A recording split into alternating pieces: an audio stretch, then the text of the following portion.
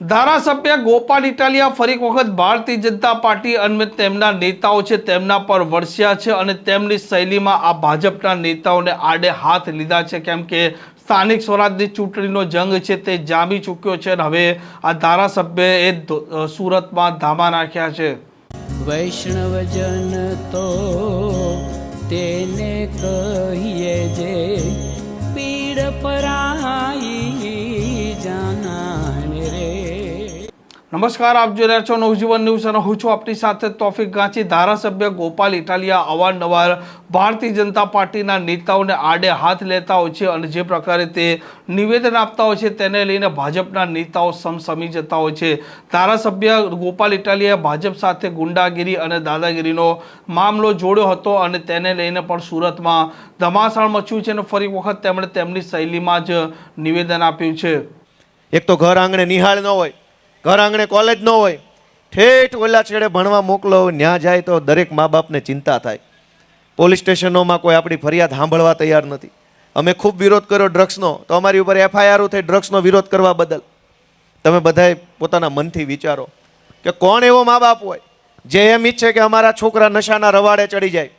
અને જ્યારે અમે અહીંયા ગુજરાતમાં વાત કરીએ કે ભાઈ અહીંયા નશાના રવાડે છોકરા ચડે છે, બેફામ બધી વસ્તુઓ મળી રહે છે, દારૂ બેફામ મળી રહે, ડ્રગ્સ બેફામ મળી રહે, છોકરાઓ ઊંધા રવાડે ચડે, પછી એના મા બાપની પરિસ્થિતિ જે થાય છે ને કોઈને કહી નથી શકાતી। સમાજમાં આબરૂની બીક લાગ્યા કરે, પોલીસ સ્ટેશનોમાં ન કહેવાય ને સમાજના આગેવાનોને ન કહેવાય।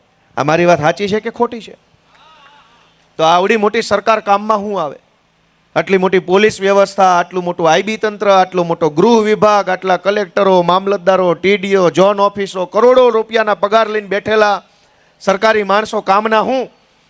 જો એક નશો ન રોકી શકે તો આ લોકો આપણું બીજું તો શું કામ કરી શકવાના? અમે તો તમને વિનંતી કરવા આવ્યા છીએ કે અમે ગુજરાતભરના લોકોની પરિસ્થિતિ બદલાય એના માટે લડીએ છીએ। અમારો કોઈ સ્વાર્થ હોત પૈસાવાળા થવાનો કે લાલ લાઇટવાળી ગાડીઓમાં ભરવાનો તો ઘણાય વંડિયું ઠેકી ગયા છે। ગબ્બ કરતા સવારે આમમાં હોય ને હાંજ પડે દાનકોર પડે। અમે એવા માણસો નથી, અમે સંઘર્ષ કરનારા માણસો છીએ। જે થવું એ થઈ જાય, પણ સંઘર્ષના રસ્તેથી એક પગલું પાછું ન હટીએ ને એ અમે માણસો છીએ દોસ્તો। અનેક તકલીફો વેઠી લીધી પણ રસ્તો બદલ્યો નથી, અને રસ્તો બદલ્યો એ ધારાસભ્ય બન્યા, મેં નથી બદલ્યો તો હું ધારાસભ્ય બન્યો। લ્યો કરો, છેલ્લે તો બધા એક જગ્યાએ ભેગા થઈ ગયા પાછા। અમે 10 વર્ષથી આ સંઘર્ષના રસ્તા પર છીએ, એક ડગલું બદલ્યું નથી। મુશ્કેલીઓ અનેક આવી, FIR થઈ, જેલમાં પૂર્યા, પોલીસે માર માર્યો, બધું જ થયું, રસ્તો ન બદલ્યો અને હું ધારાસભ્ય થઈને બેઠો છું। અને જેણે રસ્તો બદલ્યો ને એ 3 ખુરશી વટીને ત્યાં જ બેઠા છે, તો શું ફાયદો થઈ ગયો ભાઈ રસ્તા બદલીને ધારાસભ્ય બનવાનો? અને ધારાસભ્ય બનવું મહત્વનું નથી, લોકોના દિલમાં આપણી ખુરશી પડે ને એ ખુરશી કાયમ માટે રહી જાય છે। ધારાસભાની ખુરશી તો હમણાં નવી ચૂંટણી આવે, અડધાની ટિકિટો કપાય એટલે રોતા રોતા ઘર ભેગા થઈ જાય, પણ લોકોના દિલમાં જેને સ્થાન મળે એની ખુરશી કાયમ માટે ટકી જાય છે। અને લોકોના દિલમાં સ્થાન ન હોય એની ખુરશીઓ ગમે એટલી વખત આવે પણ એ ટકતી નથી લાંબો સમય। અમે તમારી પાસે એક આશા રાખીને આવ્યા છે કે આ યુવાનોને રાજનીતિમાં લાવી એને મોટી જવાબદારી સોંપવાનું કામ અરવિંદ કેજરીવાલ અને આમ આદમી પાર્ટી કરે છે। તમે મારો દાખલો લ્યો, મારી જેવા માણસને કોણ આગળ લાવ્યું? આમ આદમી પાર્ટી અને અરવિંદ કેજરીવાલ। તમે એકવાર વિચારો કે આ અરવિંદ કેજરીવાલને આમ આદમી પાર્ટી ન હોત તો ગોપાલભાઈ શું કરતા હોત? સિસોટી મારતા હોત કોન્સ્ટેબલ તરીકે રોડ ઉપર? અમે તો હતા જ કોન્સ્ટેબલ। અમે શું કરતા હોત? સિસોટીઓ મારતા હોત, અહીં સાઈડમાં લાય પચા। પણ તમે જો તમે વિચારો કે ગોપાલ ઇટાલિયાને અરવિંદ કેજરીવાલે આમ આદમી પાર્ટીએ નેતા બનાવ્યો તો જનતાને ફાયદો થયો કે નહીં? કયો છે બધા? ગોપાલ ઇટાલિયા કોન્સ્ટેબલ હોત તો ગુજરાતને સારો ફાયદો થાય કે ગોપાલ ઇટાલિયા આમ આદમી પાર્ટીમાં આવ્યો એમાંથી સારો ફાયદો થયો? કયો છે બધા? ગોપાલ ઇટાલિયા જો આમ આદમી પાર્ટીમાં હોય તો ગુજરાતની જનતા માટે લડે, આગળ બોલે। આમ આદમી પાર્ટી જ ન હોય તો મારા જેવા અનેક જુવાનિયાઓ છે એની જિંદગી ક્યાંય વહી જાય છે કોઈને ખબર નથી રહેતી। આ પાર્ટીને આગળ વધારવાની જવાબદારી જનતાની એટલા માટે છે કે આજ રાજકારણમાં હારા માણાની ખોટ પડી છે। કોઈ હારો આબરૂદાર, ઇજ્જતદાર, જવાબદાર માણસ રાજકારણમાં નથી। બધાય લે ભાગુ તત્વો, જે મળ્યું લઈને નીકળો અહીંથી જલ્દી। પબ્લિકનું જે થવું એ થાય, એવી ટૂંકી માનસિકતા, ટૂંકી લાલચવાળા માણસોએ રાજનીતિ પર કબજો કર્યો છે. અને એની વચ્ચે અમે એમ વિચારીએ છીએ કે નવા જુવાનિયાઓ આવે, બધા મહેનત કરે, સંઘર્ષ કરે, 5-25 જણા કદાચ ભાગી જાય તોય તે 2-5-25 જણા મહેનત કરી આગળ આવી અને સમાજને સારી દિશામાં લઈ જવાનું કામ કરે. પણ આ બધું ક્યારે શક્ય બને? જ્યારે તમે આશીર્વાદ આપો ત્યારે. ભાજપવાળાને તો કોઈ ફરક પડતો નથી. વિધાનસભામાં મેં જોયું કે જેટલી ચિઠ્ઠી આવે ને એટલું જ ઊભા થઈને વાંચવાનો એમનો અધિકાર છે. ચિઠ્ઠી બાર એક શબ્દ બોલે ને તો ઘોનારે છે અંદર લઈ જઈને.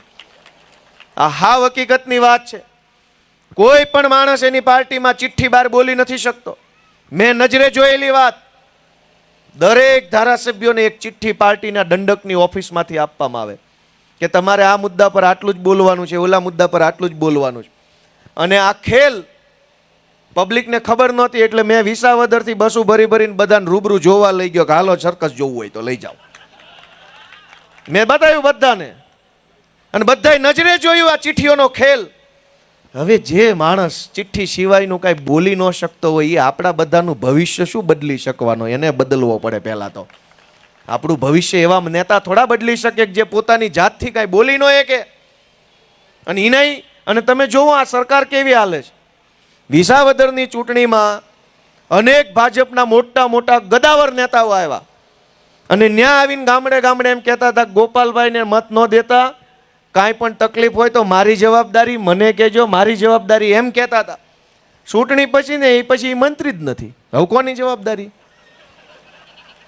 કૃષિ મંત્રી આવ્યા હતા ચૂંટણીમાં, ગામડે ખેડૂતોને કહી ગયા મારી જવાબદારી. જેવી ચૂંટણી પતી અને મંત્રીમાં જ કાઢી મૂક્યા. હવે કોની જવાબદારી કયો? આ લોકોનું કાંઈ ઠેકાણું જ નથી. જે જવાબદારી લઈને વહી જાય ને એ જ ગાયબ થઈ જાય છે.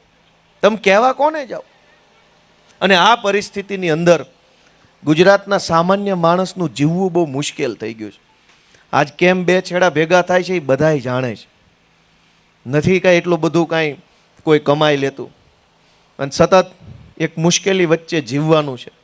સરકાર ધારે તો બધું ઘણું કરી શકે પણ સરકાર કાંઈ ધારતી નથી. કેમ કે કાંઈ કરે કે ન કરે, ટાણે હિન્દુ મુસલમાન ભારત પાકિસ્તાન કરે એટલે મત તો મળી જાય છે એમને. તો કામ હું કામ કરે? તમને એક બીજી ગંભીર બાબત કહું કે આ લોકો પબ્લિકની અંદર માત્ર ને માત્ર ડર ફેલાવે, પબ્લિકને ભરમાવે અને મત પડાવીને વયા જાય છે. એનો એક દાખલો આપું. તમને ખબર હોય તો વિધાનસભાની અંદર બોમ્બ મૂકવાની ધમકી મળી હતી. ખ્યાલ છે? કોને કોને ખ્યાલ છે? હાથ ઊંચો કરો જઈ. વિધાનસભાની અંદર બોમ્બ મૂકી ગયું છે કોક, એવી ધમકી ભર્યો એક ઈમેલ મળ્યો. ધ્યાનથી સાંભળજો. આ ચૂંટણી જીતવાના કાવતરા જોવો. તમારા છોકરાને સારી નિશાળ ન મળે, સારું દવાખાનું ન મળે, સારી જનસુવિધા ન મળે, તોય ચૂંટણીમાં એને મત કેમ મળે એનું ષડયંત્ર જુઓ. કે વિધાનસભા એટલે ગુજરાતની સર્વોચ્ચ સંસ્થા, એનાથી ઉપર કોઈ સંસ્થા ન આવે. આખા ગુજરાતની જનતાએ જેને મત આપ્યો એ બધા જ નેતાઓ ત્યાં બેસે એવી પાવરફુલ સંસ્થા, એને બોમ્બથી ઉડાડવાની કોઈક ધમકી મારી ગયો. એ વાતને હવા મહિનો થઈ ગયો, હજુ કોઈને આરોપી જડતો નથી. ધમકી મારી કોણ ગયો? ક્યાંય તમે ટીવીમાં છાપામાં જોયું કોણ ધમકી મારી ગયો? અહીંયા તમે એક કોન્સ્ટેબલને તું નથી કહી એકતા પકડીને લઈને વયા જાય છે અને 15 દિન જ છોડતા. અને વિધાનસભાને ધમકી મારી ગયો એ પકડાતો કેમ નથી? મને તો અંદર મનમાં એવું થાય છે કંઈક ઈનાઈ આવી અફવા ફેલાવીને પબ્લિકમાં ભય નહીં ફેલાવતા હોય ને. ઈના માણસો ઈમેલ કરે ને આ બાજુથી ઈના પકડે. તમે મને એવો જવાબ આપો કે વિધાનસભાને કોઈ માણસ ધમકી મારી જાય તો એ માણસ એરેસ્ટ થવો જોઈએ કે ન થવો જોઈએ? આજી વાતને મહિનો થઈ ગયો. આજી વાતને મહિનો થઈ ગયો. કેમ નો પકડાનો? વિચાર કરો. ચૂંટણી આવે ને એટલે આવી ધમકી ભર્યા ઈમેલ આવે, માણસો આવે, પાકિસ્તાન, કાશ્મીર, કેરળ બધું જ આવે. પણ તમારા છોકરાની નિશાળનો મુદ્દો ક્યાંય ચૂંટણીમાં ન આવે ને એની કાળજી આ ભાજપવાળા રાખે છે.